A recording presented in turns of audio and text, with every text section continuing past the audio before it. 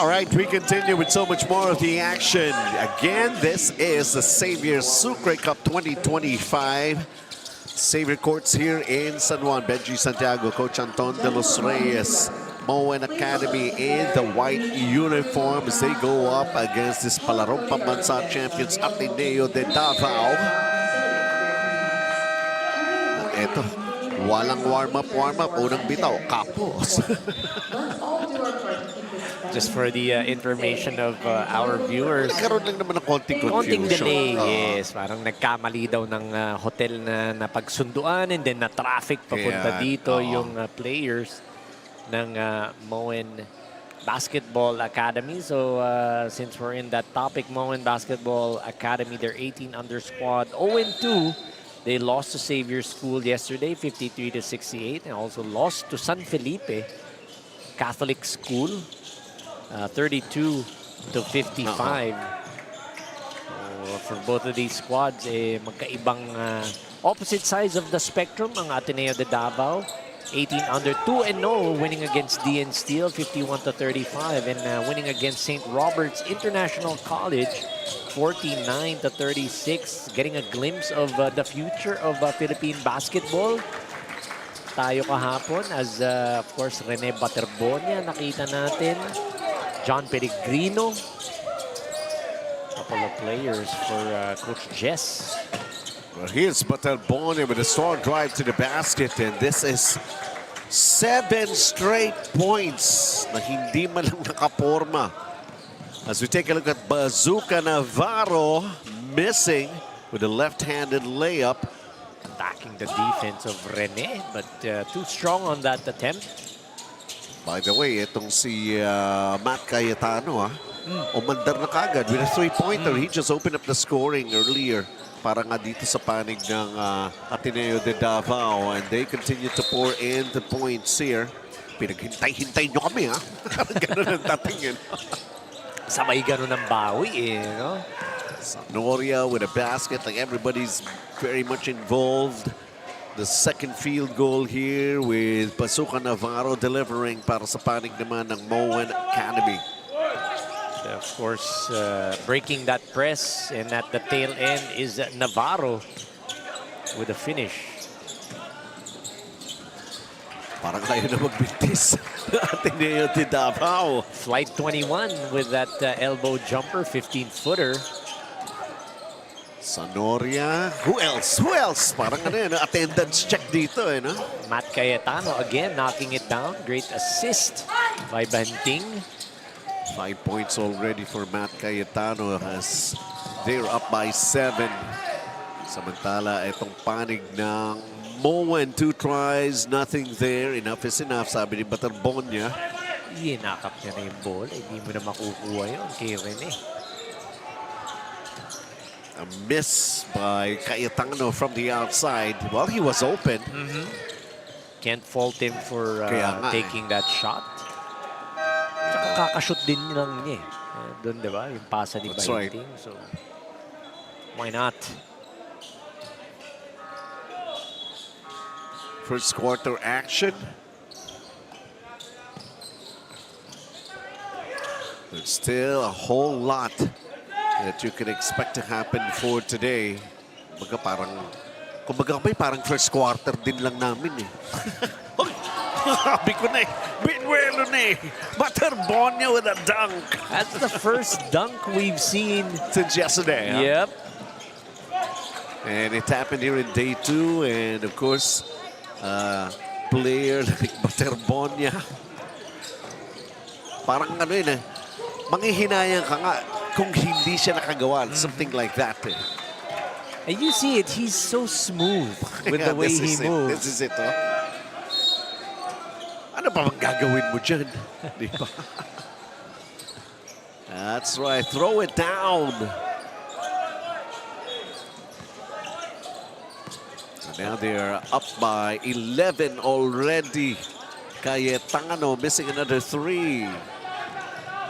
1 out of 3 from Matt Cayetano after knocking down his first 3-pointer, missing a couple. Navarro trying to get closer to the basket. Sarado. No trespassing. Parang ganun ang klase ng depensa na nakikita natin dito from Ateneo De Davao. Difficult for you to be able to get inside, but that reach in on Luwage. They called for that foul. Bazooka right now. Naku, nabitawan pa. And they turn it over. Well, actually, that's the 7th turnover already ng Mowen Academy. Compared to 0 for Ateneo De Davao. Ito na yung sagot, yung off-campus. May nakalagay. It is their sponsor. So gusto lang patid ni Coach Jess. Salamat daw sa kanilang sponsor na off-campus. In Ateneo De Davao. It's like a housing complex. Kaya ganyan daw siya. Or they're housed in, most probably. Most probably. It could be, or it could be dormitories for the students of Ateneo De Davao. Diba? Or pwede rin yung sinabi mo, baka yung may-ari, campus ang pangalan. Off-campus, di ba? Off-campus. Sabi mo yun eh. Why not? Di ba? Why not? Chalk not. Strong rebound there by Navarro, ending that possession for Ateneo De Davao. They sure would want to come up with more points rather than just 4 that they have on the scoreboard right now. But Ateneo De Davao with the basketball this time. And this is going to be one of those AC shots that we have seen here. Off campus, Ateneo De Davao. And Sisikan even contributing. Sabi nga natin, anybody that they could use actually here has been producing. It is now 17-4, and this is a Bebang halo-halo timeout.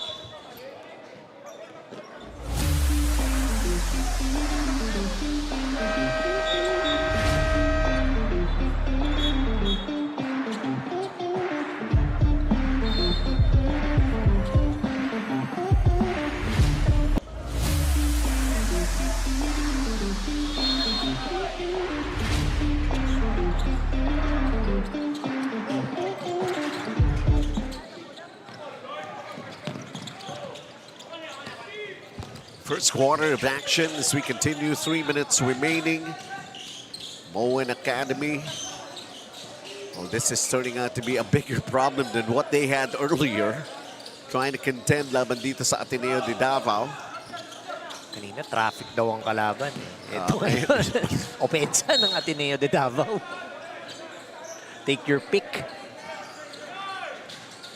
Which is worse. Stress ka na trying to make it to your schedule. And then as soon, syempre, ganun pa rin. Tingnan natin, ano, first quarter pa lamang ito eh.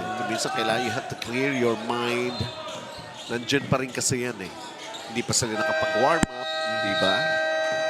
Binilangan na nga sila, baka ma-default. They were, I think, nung nakadating, it was already at 7 minutes yung defaulting time natin. It's a good thing they were able to make it, and we're really looking forward. Siyempre, sabi nga natin, malayo-layo pa pinanggalingan. Abu Dhabi, most of the players ditong Mowen Academy. Ang na-underestimate nila ang traffic ng Metro Manila. Sa Abu Dhabi kasi hindi ganun ka-traffic eh. Hindi talaga nagta-traffic dyan. Hindi masyado. Very rare. Eh dito sa Pilipinas, kinakount mo na yun eh. Very rare na hindi traffic. Kahapon, linggo, okay lang. Ayun, kahapon, linggo. Di, pero sa Ortigas Extension, traffic din eh. Because that's where I passed. I went over to Antipolo. It's super traffic. It's the worst. Pag-uusapan natin, di ba, yung Alabang Zapote Road. Isa sa mga... Kumbaga, ano na yan eh. It's a common occurrence already. A 2-kilometer stretch took me 45 minutes to cover. I was like, this is crazy. Exactly. Pero tingnan muna natin dito. We're trying, siguro, it's better if we can suggest para rin sa panig ng Mowen as another three-point shot has been made here by Ateneo De Davao. It's Damag all net on that 3-ball from the left wing. Bazooka having a hard time underneath. Ateneo Kitain. Yan natin, dito na lamang siya sa free throw line. This is the Laco Plastic 3-point shot of the game. It's like they have displayed a different kind of, well, almost all of the things that they could do with their offense. Outside shots, yung mga penetration move. Wow! Fast break, no? Transition. Sige lang, coach. Explain mo pa. Explain mo pa. Maraming salamat sa nagpadala ng Potato Corner. One of the sponsors that we have here. One of the booths that we have here. Sour cream flavor pa yata yan. Lahat ng mga sponsors, maraming salamat. Second ticking away before we end this first quarter. It has turned out to be a one-sided game favoring itong Ateneo. Second chance. And 10 minutes just happening like that. Ateneo talagang they are really ready. Kahit sino man ang kanilang kaharap. And they want to prove that they are a force to reckon with. So many weapons, so many skilled players. The other schools are even looking at some of the outstanding players here sa lineup ng Ateneo De Davao.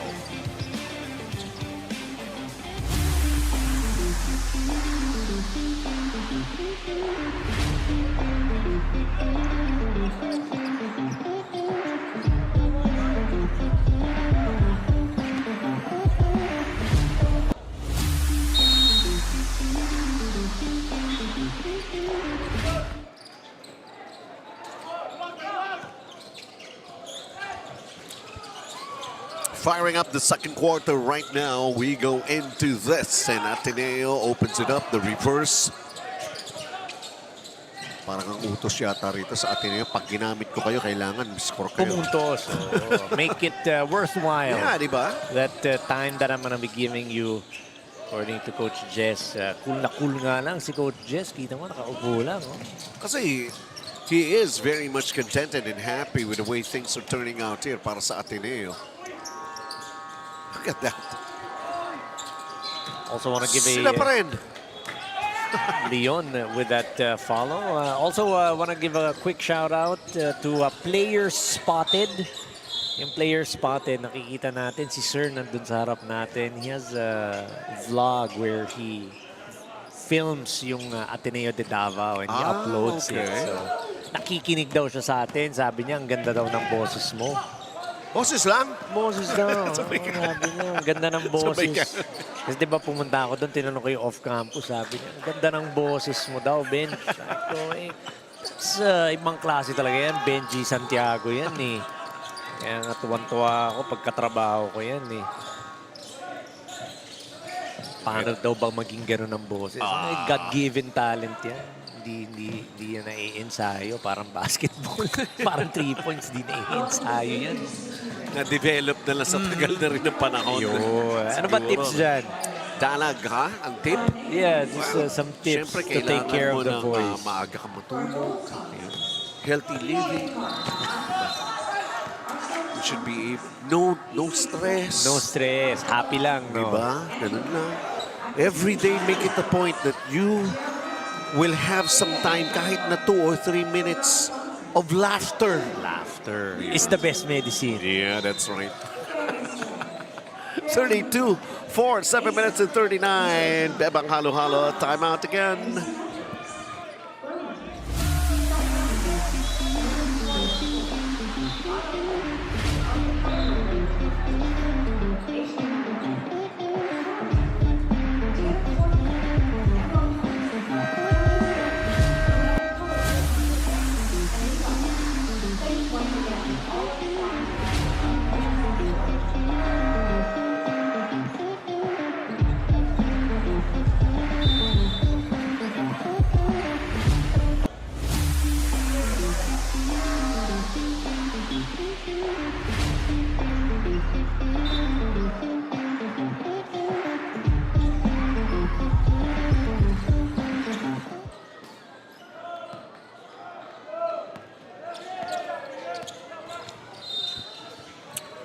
Welcome back then. We're still here in the first half. Look at this. Turning out to be a blowout.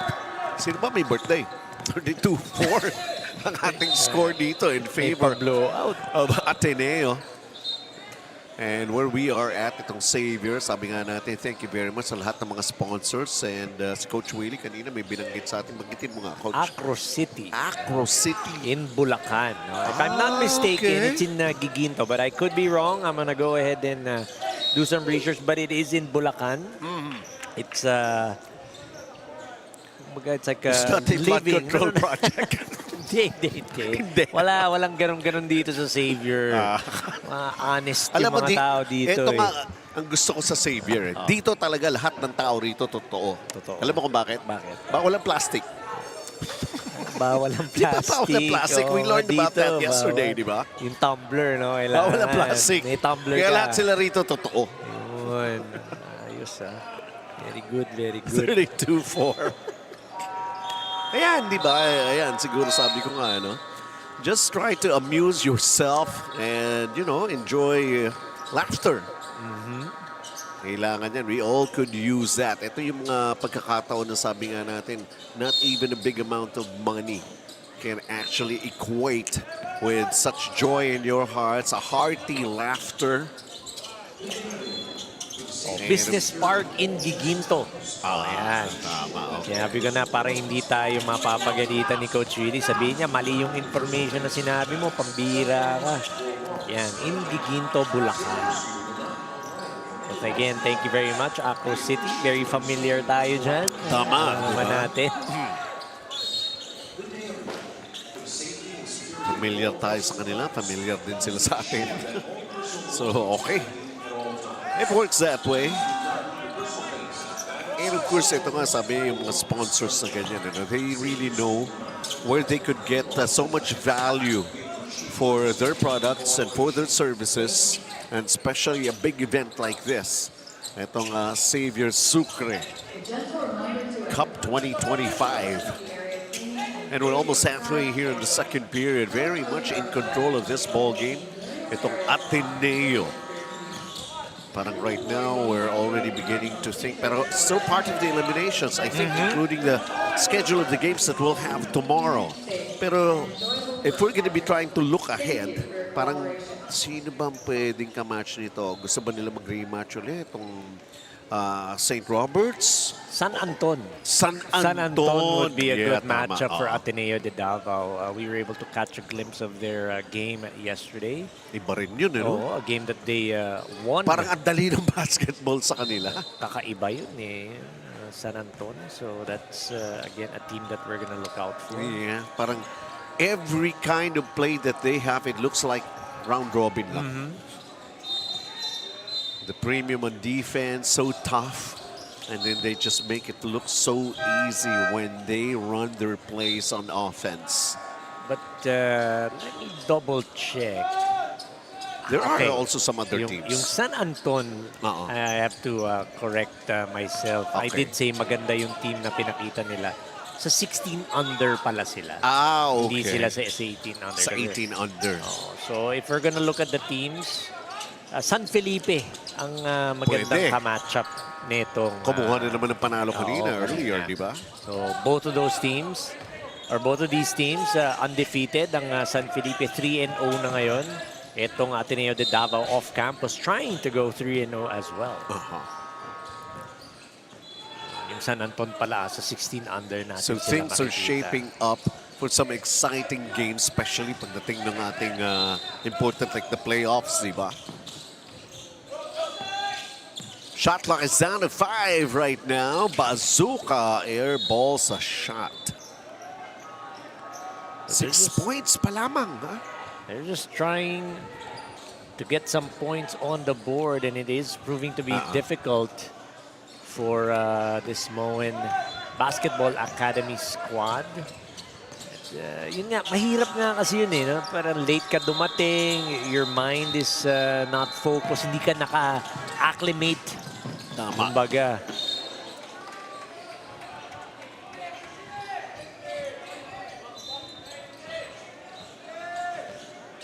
Alam naman natin dito, paspasan din dito.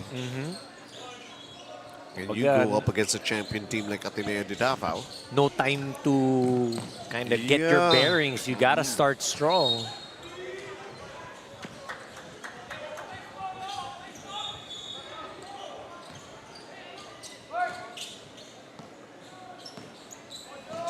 So 2.5 remaining here in this first half. Ateneo. Dito kumbaga, tinitingnan naman natin para sa Ateneo the fluidity of the way they're doing their games, the way they're playing, the chemistry, players. Parang walang tapon.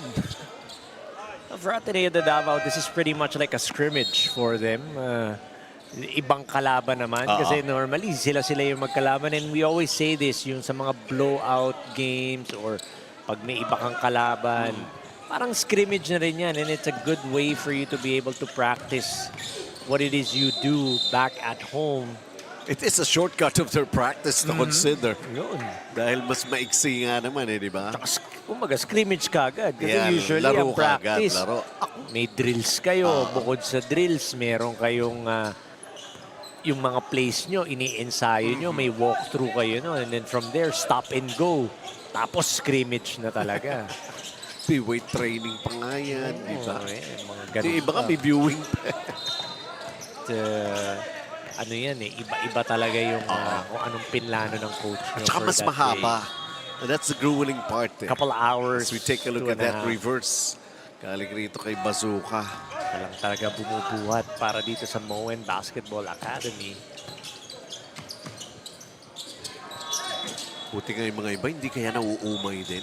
I mean, you get to do that every day, longer hours. And of course, yung time management mo rin, ano? Academics, everything. But you know, for some students, especially the responsible ones, quote-unquote, yung pag-balance ng studies, kasi for them, syempre, privilege na yan. Privilege yan. Na you get to have a good education, and at the same time, you get to play the sport that you love. Scholar ka pa.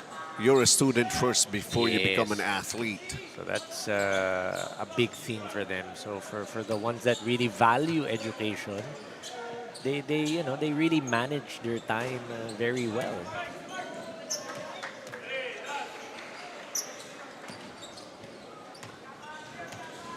(34-8). Ateneo De Davao. Repompo with the offensive rebound. Opportunity naman for those players with usually less minutes on the court. So, okay. Kayo naman. Reps. You're gonna get some game time reps. Yeah. Para may konting pahinga rin yung mga starters. Kasi 2 games Like 2 games yung players per day. Shot clock violation. Or tapos na. It's not a shot clock violation. So limited to only 8 points at the panig ng Mowen Academy. And as with regards to Ateneo De Davao having their way, scoring at will, and making it known that it's going to be tough to challenge them. They are Palarong Pambansa champions and showing us the stuff that they are made of. 36-8 after 2 quarters. Ateneo on top.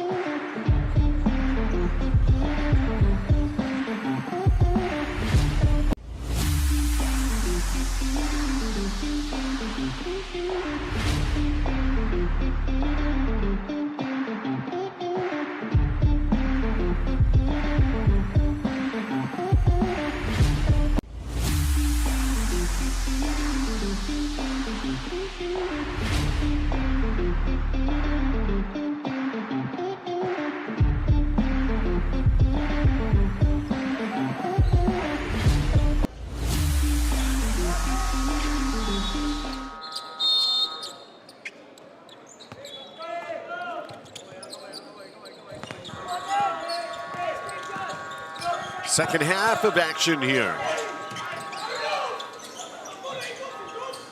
Parang nalunod sa pensa ng Ateneo. Itong panig nga ng Mowen. We're here in the third, limited to only 8 points. But you see Mowen Basketball Academy rather of the UAE. They're trying to fight back. Hindi lang naman sila basta-basta na lang sumusuko. It's just that again, this Ateneo De Davao squad ni Coach Jesse, it's a different different animal. Yeah, I was gonna say it's a different breed. And this is what you're aiming for to get if you're Mowen Basketball Academy, to have the kind of skill set, skill level that these players of Ateneo De Davao have. Yun lang maganda eh, no? Kumbaga parang nag-level up din. Some of the teams have shown up here to join, and I'm pretty sure dahil nga because of the live stream coverage, there are still going to be more and more who's going to be interested and finding it, yeah, they could have a fruitful results as with regards to the way they're preparing their teams. Yun pa yung age group eh. Yung age group. Kasi it really is a challenge, di ba? And what's nice is we've got the 10 under, 12 under, 14. Yeah. Paangat ng paangat yan. So eventually, they're gonna go and take over naman yung 14, yung mga 12, aangat na sa 14 under, and so on and so on. And they could also build more courts. More courts. Yeah. Para mas marami siguro yung age group, di ba? At saka sa isang age group, mas marami yung makakasali. Yun. Diba? You really would More want to teams. expand it, di ba? Tapos siguro mga isang buwan yung tournament. 20 games a day. Aray ko. Kaya mo yun? Hindi, kung ikaw partner ko, kayanin ko yun. At least, pagka depende sa kasama yan. Depende din sa kasama, of course. Hindi naman siya namimili ako. Hindi naman kasi ng mga nakikinig, namimili ako ng partner. You know? It also helps if you have a veteran partner with you that make sure your job is a lot easier. Minsan nga, pag napapartner ako sa'yo, inisip ko, nakapadali ko rin kaya yung trabaho ng kasama ko. Nakakahiya naman. Well, nakasanayan na. As long as, kumbaga, habang meron, sige lang, go. Sige lang. 42-8. Pero mas marami kaya tang inaanak kaysa sa akin. Eh. Basta habang meron. Basta habang meron, sige lang. Almost at the 50-point mark itong panig ng Ateneo. Running away with this game, Quintao with that fast break. Parang mission impossible naman ang dating, you know, for Mowen. Paano ba kami magte-10 points? Sabi ni Basuka, gawan ko kaya ng paraan. Free throws ako. You see him mounting, ang lalaki daw. Kaya nga. Then napatingin na lang siya sa atin. Wala pang gagawin ko. Well, try to reach double figures. That's for one. Diba?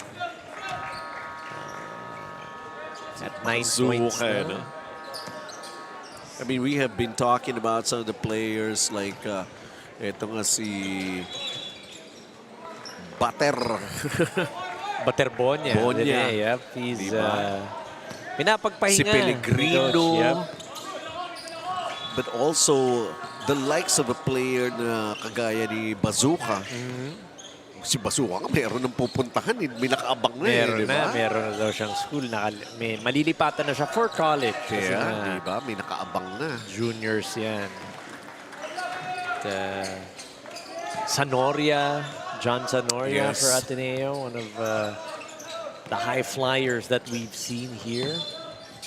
The thing about these school teams, they never run out of talents. I mean, there's always somebody. Kumbaga, if you think you're good now, there's always going to be somebody better. May angat at angat. Kaya itong Ateneo, ready for a platoon substitution. Okay, boys, pahinga naman kayo. The next batch na papasok. Pang pasarel yung gawain ni Coach Jess. Yun lang naman yun. Bawal mapagod. Laco Plastic 3-point shot of the game. Like everything they put up, there's a good chance that it would go in. Halfway here. And we have this Bebang Halo-Halo timeout as for now.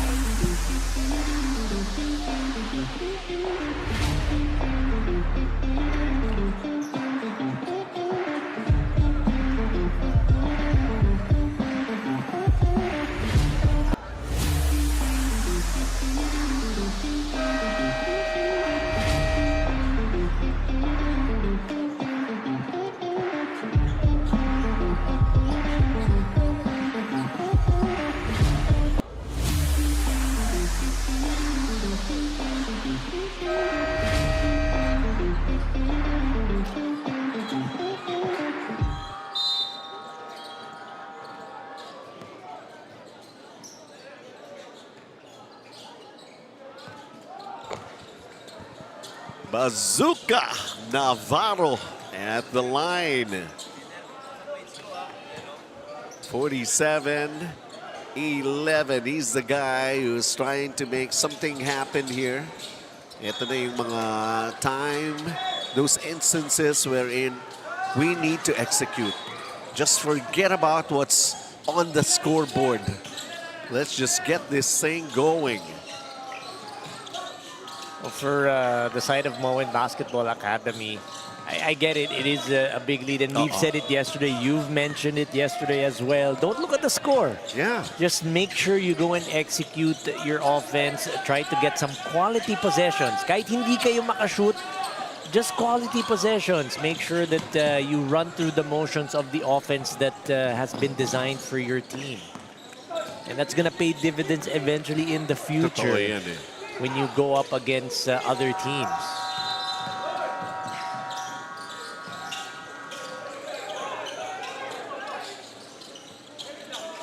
Because so much to learn. And it's a good thing you're still young. Hindi nga natin alam what's really going to happen. Parang just a couple of years ago, this kind of a move, biglang, it just cropped up all of a sudden, di ba? And then, who knows what's going to happen by next year or maybe in a couple of years. Diba? Baka may bagong galaw na naman na ma-invento. Di ko pala na-demo sa yung negative step. Kasi nga kung talaga tutusin, ano? I mean, I'm just amazed at some of the coaches and even the players thinking about eto yung rules. And they're trying to find some loopholes. Diba? There's some mga rules na. Is this the SGA conversation that we had yesterday? No? Parang ganun yun eh. You just have to be able to find that way for you to be able Hindi to siya get bawal. that advantage. Hindi siya bawal. But, Still within the rules. Still within the rules. Pero meron masa-circumvent mo lang. And then even the officials are gonna be, oo nga, no? Ano nga ba tawag doon, di ba? Bahala na kayo Is that legit mag-adjust. or not? I mean, there was even a time na alala ko, yung mga dating players na nag-retire na, so what they do during summertime is that nagtatayo sila ng mga basketball clinics, di ba? Yung mga ganun tipo. And then, there was yung, I mean, yan, yung floater, yung push shot. Push shot. Di ba? There was nothing like that before.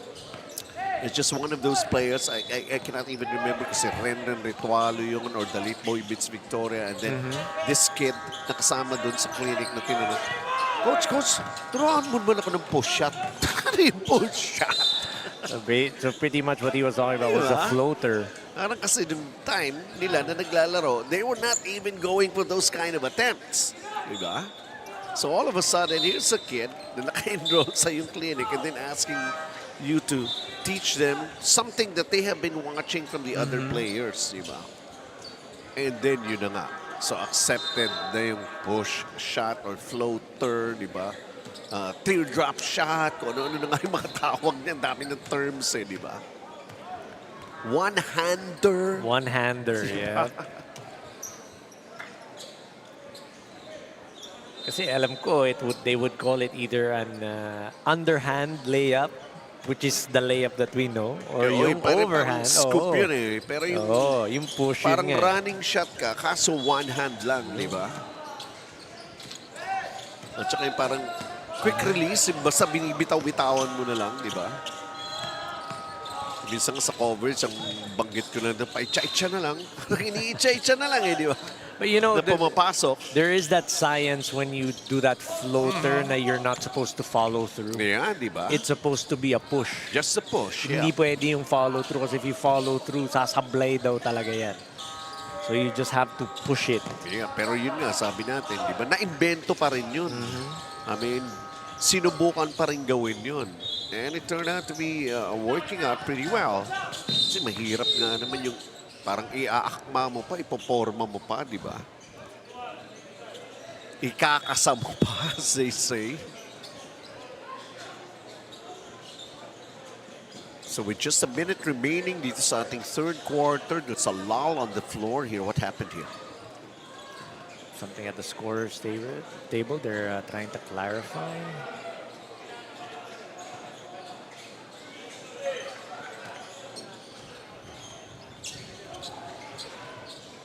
Alam naman natin din ng mga coaches, there's always that effort to perfect the craft and the games.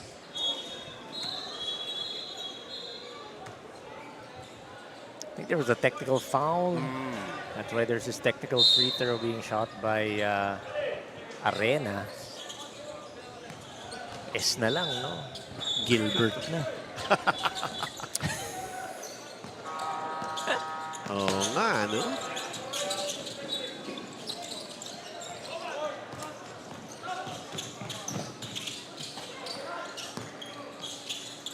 Sabi ko nga, a one-sided ball game that we're seeing here. Ateneo, this is just part of their schedule. They will play this one, and it's 100% batch per batch na ang palitan ng mga tao rito sa side ng Ateneo. Coach just making sure he's gonna get some reps in for his players. At saka, sayang din naman, no? Papawis ka na rin. Totoo. It's good to get your body moving. And apart from the reps that we talked about, at least you're getting your exercise in, so to speak. Later on, they're gonna be having another game. If I'm not mistaken, or it could be yung 16 under naman ng pupunuin kasi sa schedule na nakita ko. Yung 18 under muna tayo and then puro 16 under na. End of another quarter that we can see here, pero hindi pa pala officially the end ng quarter dahil ito, makikita natin. There was the foul that was committed prior to the buzzer.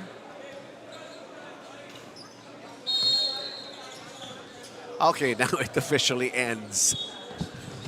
And another surge of a big quarter that we have witnessed all coming from Ateneo De Davao.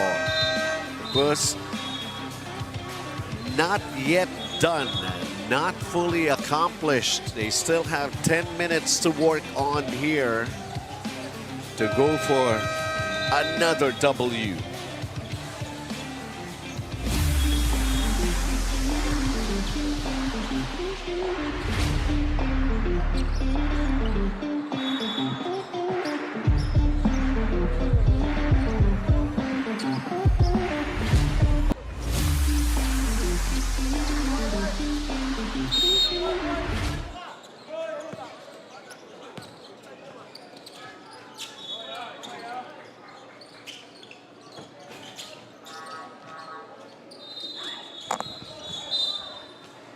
Fourth quarter, 52-14 is our count here, and Ateneo is still on top.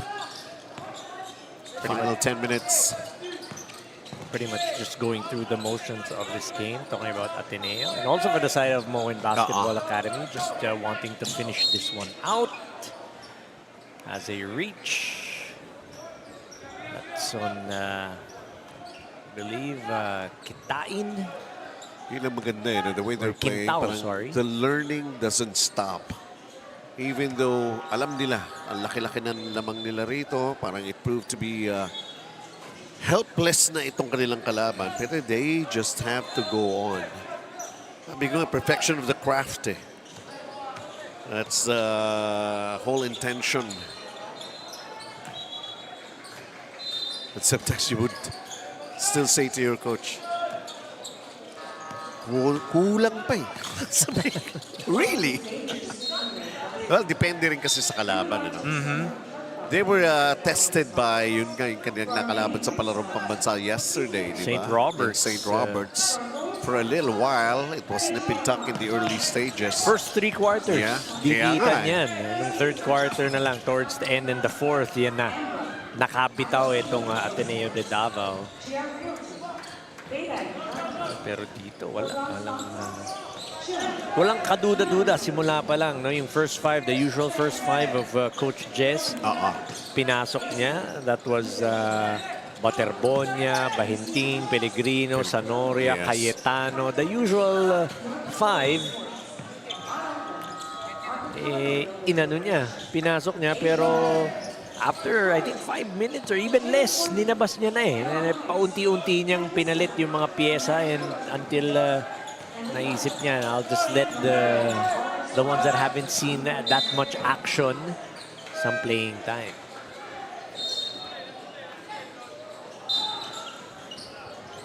Save them for the tougher games.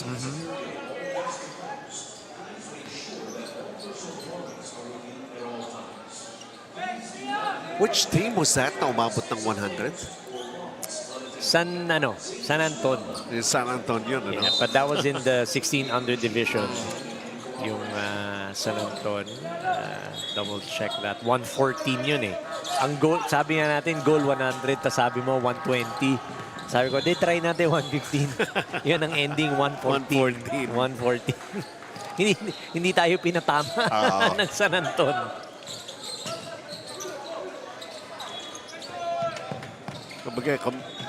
There are also times na ang kalaban mo na yung sarili mo, you know? You try to beat your own personal record, those kind of things. And this is also turning out to be a statement game. Yun nga yung binabanggit ko for Ateneo De Davao. Sending out a message to the rest of the competition.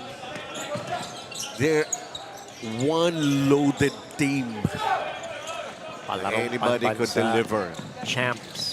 Talking about itong Ateneo De Davao. Parang football lang yun. No? Quarterback to the wide receiver. Touchdown pass.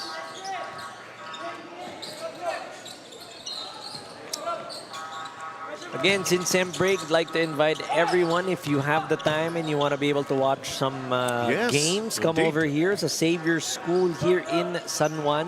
At most times we start at 8 a.m. Marami pa to hanggang 8 o'clock. 7 o'clock usually ang last game.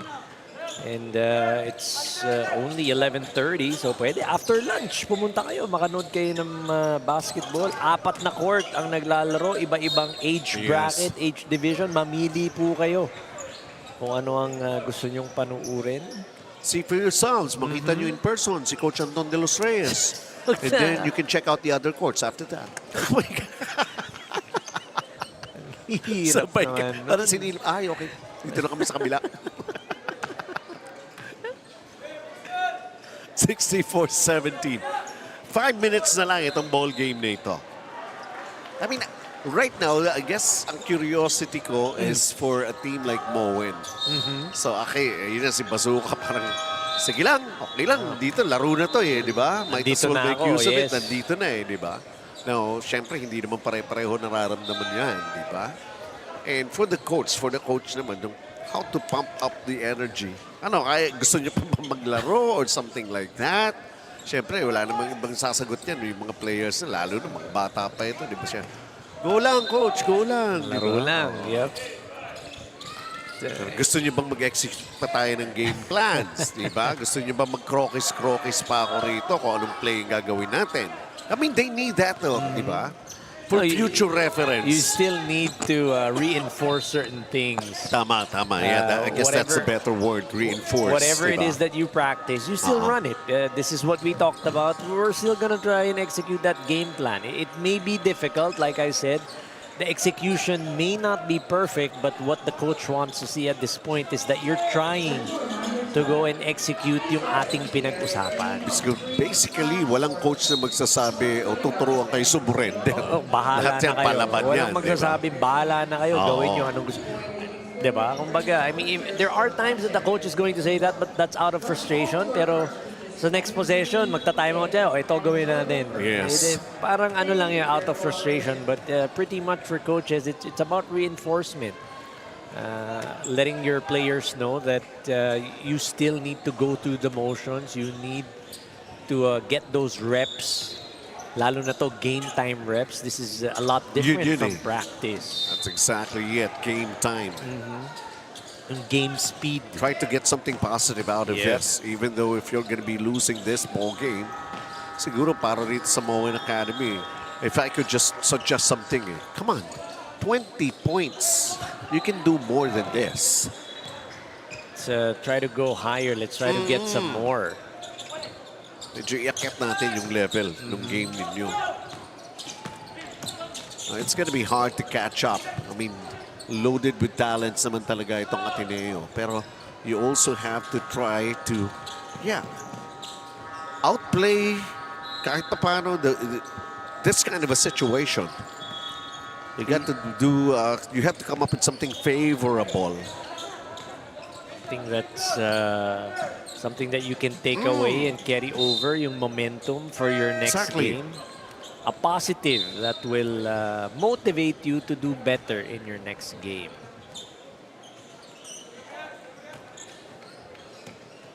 Well, it's still, siguro simula pa lang, actually parang second quarter pa lang Alam na natin kung ano magiging resulta nito. It really showed first stuck at 4 points. Before it took some time for them to be able to come up with more.